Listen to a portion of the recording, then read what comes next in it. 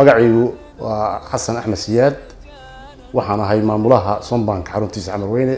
magacay mayba Sayid Ali Sharif Maxamed oo ah maamulaha bangiga Sombank branchiga Baydhabo. bismillaah magacaygu waa Maxamed Cabdullaahi Khaliif waxaan ahay maamulaha Sombank xarunta Kismaayo. magacaygu waa Cabdiraxmaan Xasan Warsame waxaan ahay maamulaha Sombank ee xarunta Gaalkacyo. waxaan hambaliyada ciidda halkan uga dirayaa dhammaan macaamiisheena Sombank si guud gaar ahaan macaamiisha reer Muqdisho.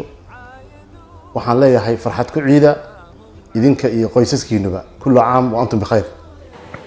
maynan ka hambaliyay ummadda reer Koonfur Galbeed gaar ahaan maalinta bariya oo nin dhalada doonta diilaayra ciidul Arafa. ciido islaamka to kamid ah ku weyn waaye mayna rajay dhammaan reer Koonfur Galbeed inay bashbash barwaaqa ka diiran ilaahayna sanadkan sinisay cimriga caafimaad ni dirsi. waxaan hambaliyada ciidda u dirayaa dhammaan macaamiisha Sombank gaar ahaan macaamiisha reer Kismaayo farxad ku ciida idinka iyo qoysaskiinuba. waxaan hambaliyada ciidda halkan uga dirayaa macaamiisha Sombank guud ahaan si gaar ah macaamiisheena reer Gaalkacyo farxad ku ciida idinka iyo qoysaskiina.